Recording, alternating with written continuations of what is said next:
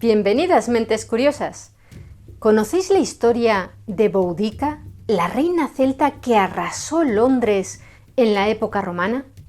¿Sabíais que a pesar de ello tiene una estatua en su honor junto al Parlamento británico?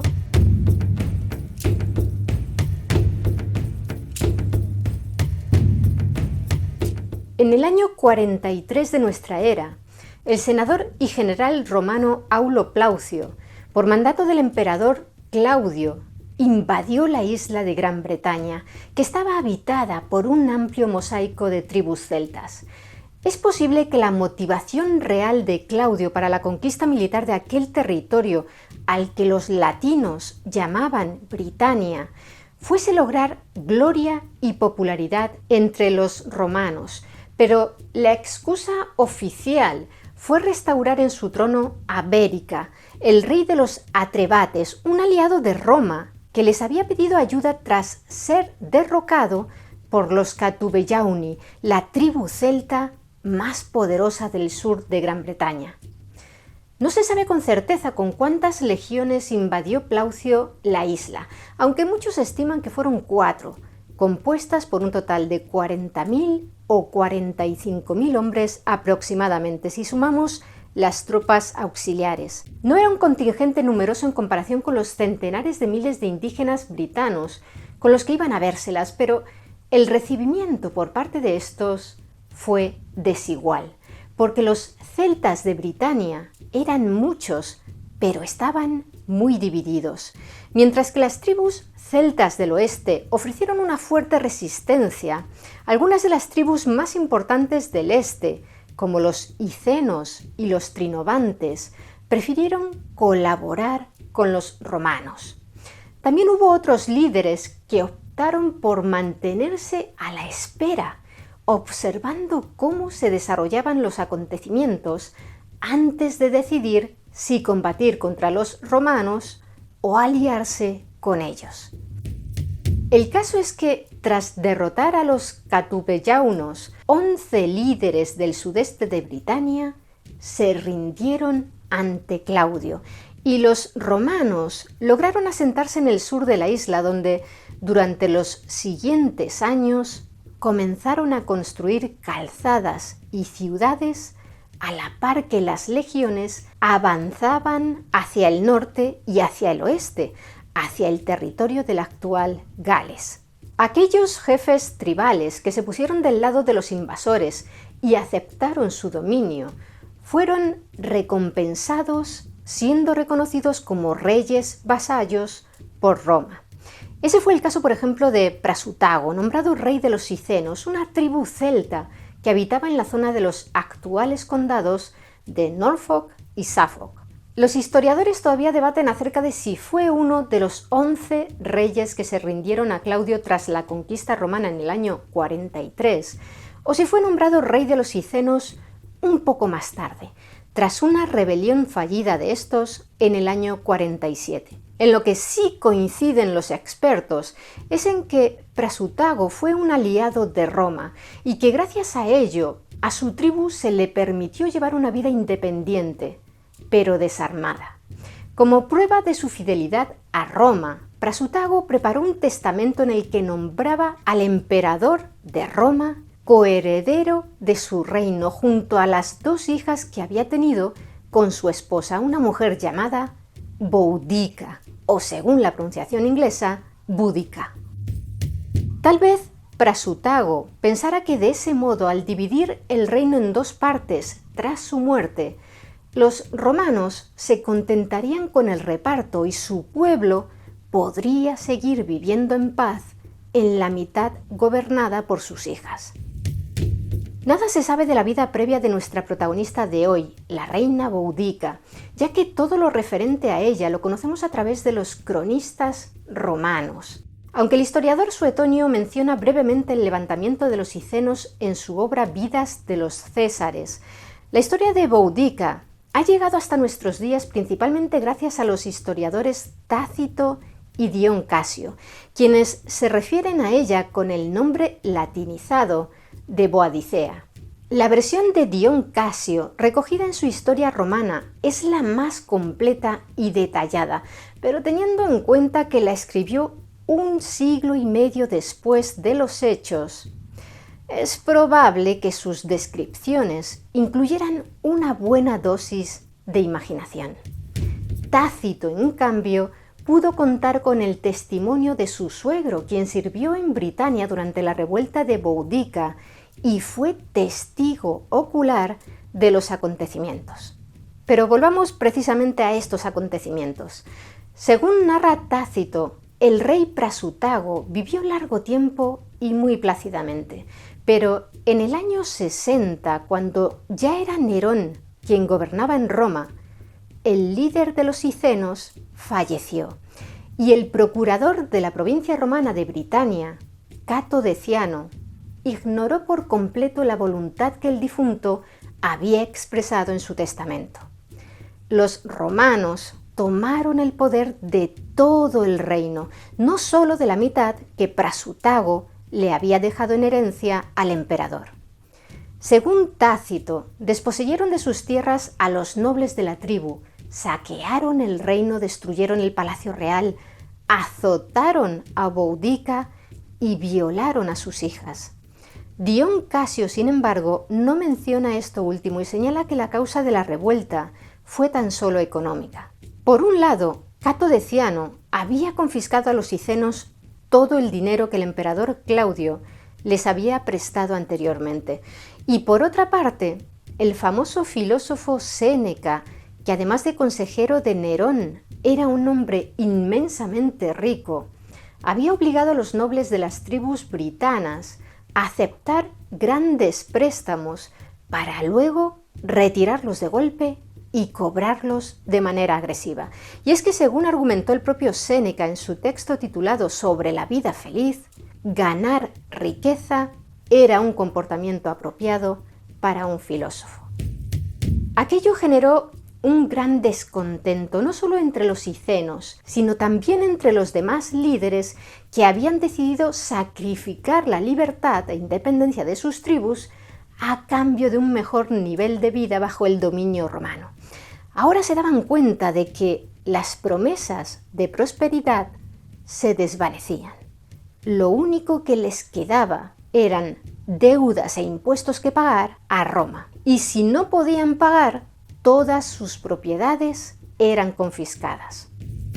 Fuera cual fuese la motivación real de Boudica, la reina furiosa alzó a su tribu en armas. Según Dion Casio, Boudica, además de esposa del difunto rey, también era sacerdotisa de la diosa Hicena de la guerra, Andraste, lo que le proporcionaba un extra de influencia sobre su pueblo. Los cicenos pasaron de ser los mejores aliados de Roma en Britania a convertirse en sus peores enemigos.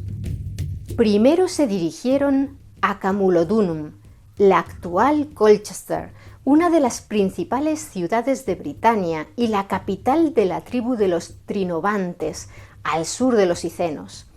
Los romanos habían convertido Camulodunum en su principal centro administrativo en la isla y habían obligado a los Trinovantes a construir allí el templo de Claudio, un enorme edificio donde se adoraba al emperador y sobre cuyos cimientos se alza ahora el castillo de Colchester, construido por los normandos. A los Trinovantes les ofendía mucho que su capital se hubiera convertido en un símbolo de la opresión romana, y cuando los cicenos, encabezados por Boudica, llegaron a su territorio, se unieron al levantamiento.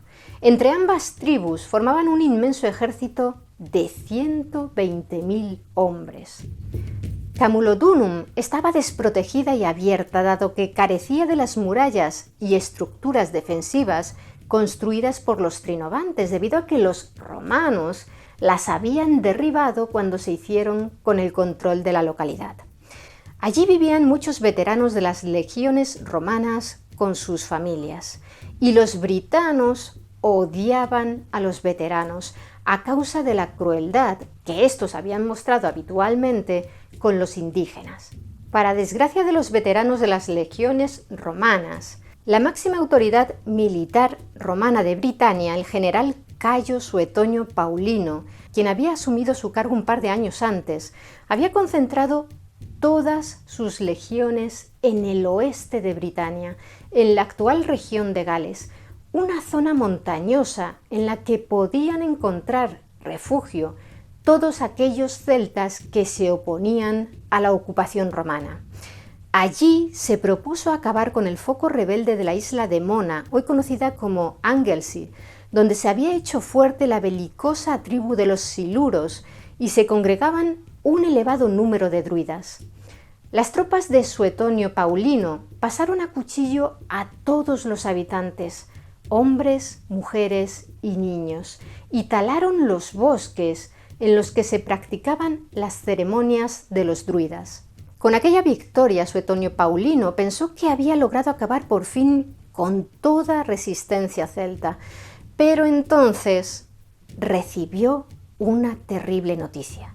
Los celtas habían masacrado sin piedad a todos los habitantes de Camulodunum y habían incendiado la ciudad, que quedó arrasada por completo.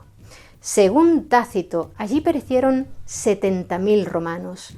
Suetonio Paulino dejó una pequeña guarnición en Mona y se dirigió rápidamente con sus legiones hacia el sudeste, al encuentro de los sublevados, a través de una calzada romana que hoy se conoce como Watling Street.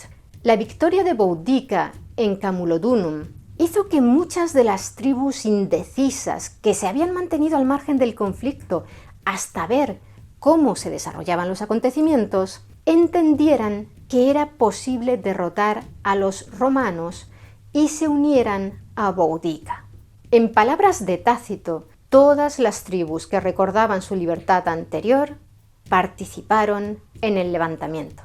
La reina de los Icenos se encaminó a Londinium, la actual Londres, a donde llegó con un ejército de 230.000 guerreros, según Dion Casio, o de 100.000, según Tácito. Por aquel entonces, Londinium tenía apenas 2 décadas de antigüedad, pero era un asentamiento comercial muy importante, con cerca de 10.000 habitantes. Suetonio Paulino se aproximaba a ella con unos 10.000 legionarios y podía haber llegado antes que Boudica, pero cuando recibió informes de la inmensa superioridad numérica de los britanos y dado que, al igual que Camulodunum, la ciudad ni siquiera estaba fortificada, decidió dar por perdida la ciudad y ordenó su evacuación. La única fuerza militar que se opuso al avance de los britanos fue la del legado Quinto Petilio Cerealis, al mando de unos cuantos destacamentos de la Legión Novena Hispana. A pesar de que la experiencia y la organización en combate de los legionarios romanos eran muy superiores a las de los sublevados, la tremenda desproporción numérica resultó aplastante. Los romanos fueron aniquilados y tan solo se salvaron el propio Petilio y algunos soldados de caballería. Como era de esperar, Londinium cayó en manos de Boudica y fue pasto de las llamas. Los habitantes que no habían huido fueron torturados y masacrados. Poco después de la caída de Londinium, o poco antes, no se sabe con certeza, la cercana localidad de Verulamium, la actual St. Albans, también corrió la misma suerte. El causante de la revuelta de Boudica, Cato Deciano, huyó de Britania y se refugió al otro lado del Canal de la Mancha, en la Galia. Cuando Nerón tuvo conocimiento de aquellas derrotas y masacres, llegó a plantearse retirar a las tropas definitivamente de aquella lejana tierra plagada de tribus hostiles tan difíciles de someter. Roma estaba a punto de ser barrida por completo de una de sus provincias. La única esperanza que le quedaba al imperio en Britania eran Suetonio Paulino y sus 10.000 hombres, que se encontraban en algún punto de Watling Street. Boudica se dirigió hacia ellos y ambos ejércitos se enfrentaron en la batalla decisiva en un lugar que todavía hoy permanece indeterminado, pero que la mayoría de historiadores sitúan en la región de las Tierras Medias Occidentales, es decir, en el centro de Britania. Antes de aquel combate final, conocido como la Batalla de Watling Street, Boudica dirigió a sus guerreros una arenga en la que les recordó que combatían para vengar las ofensas recibidas y defender su libertad. Sus mujeres ya habían decidido luchar hasta el final. Ahora era el turno de los hombres. Tenían que demostrar su valentía y combatir para no vivir como esclavos. Debían vencer o morir. En realidad, nadie sabe qué dijo Boudica en aquel discurso a sus guerreros, si es que llegó a pronunciar uno. Fueron Tácito y Dion Casio quienes lo escribieron, pero contribuyeron a ensalzar la imagen de ardiente fervor guerrero que convirtió a Boudica en una figura memorable que para los británicos todavía hoy sigue siendo la de una heroína nacional, una guerrera patriótica que simboliza la lucha por la justicia y la independencia frente a los invasores procedentes del continente europeo. Como decíamos, lo único que sabemos de la batalla de Watling Street es lo que narraron Tácito y Dion Casio. Según ellos, para el resultado de la lucha fue clave el terreno donde se enfrentaron, un desfiladero en el que los romanos tenían la retaguardia cubierta por un bosque. Allí, la superioridad numérica de los celtas britanos no resultaba tan útil y además tampoco podían emplear sus carros de combate, que solo eran prácticos en terrenos llanos y abiertos.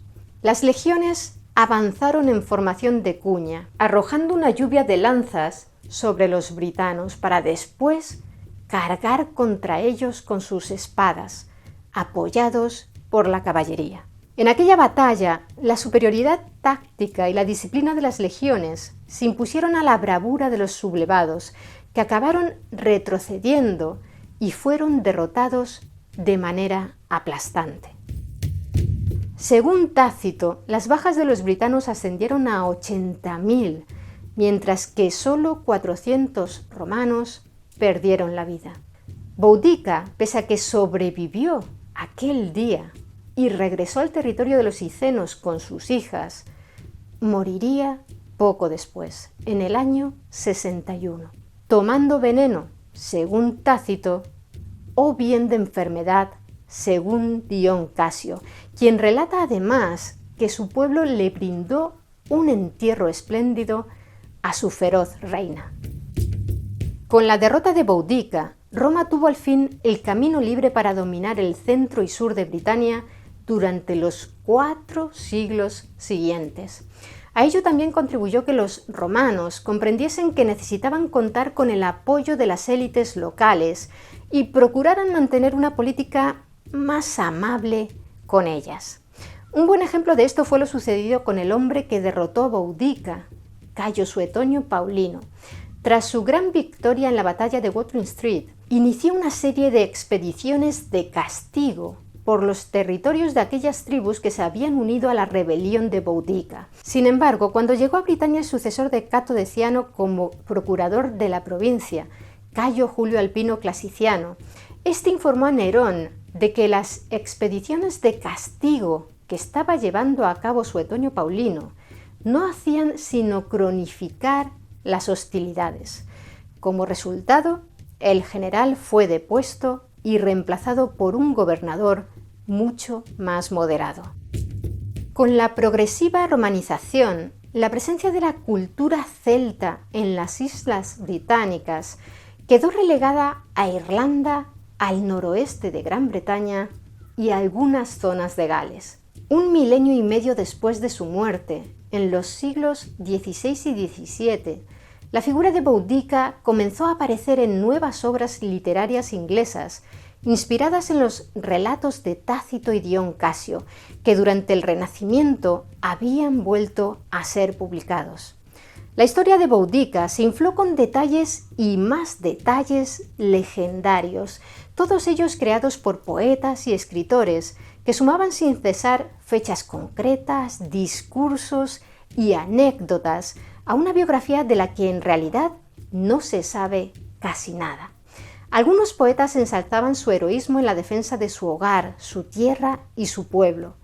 Otros, en cambio, no fueron tan benevolentes con ella, como el famoso poeta John Milton, quien en su Historia de Gran Bretaña, publicada en 1670, la describió como una bruja desvergonzada, que no supo soportar con estoicismo y en silencio las humillaciones que sufrió por parte de los romanos. No son pocos quienes opinan que Milton, a juzgar por sus escritos, era bastante misógino y por tanto era de esperar que una mujer poderosa, rebelde y encima pagana no le cayese nada bien. A partir del siglo XVIII, la historia y la imagen de Boudica, como heroína patriótica e icono cultural del pueblo británico, pasaron a ser empleadas para fomentar ideas nacionalistas y de expansión imperial. De ese modo, se erigieron estatuas de Boudica en diversos puntos del país.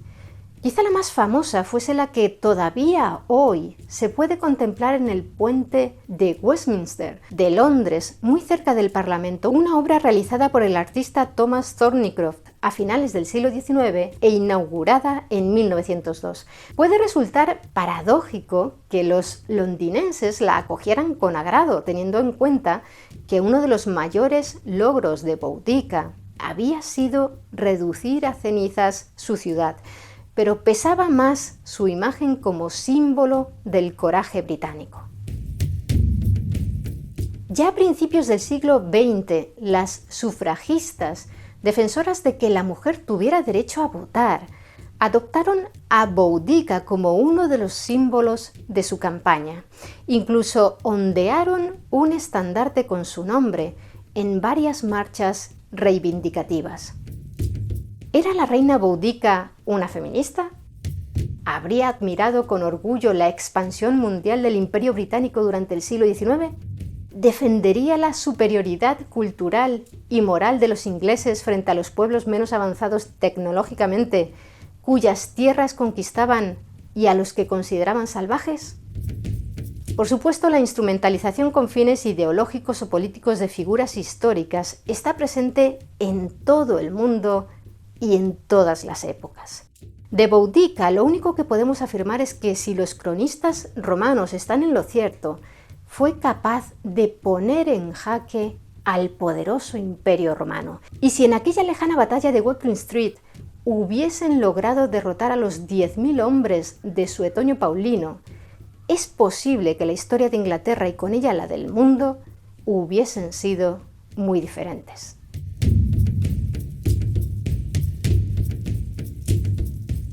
¿Y vosotros, qué opináis de la historia de Boudica? ¿Creéis que habría visto con buenos ojos el imperialismo británico de la época victoriana?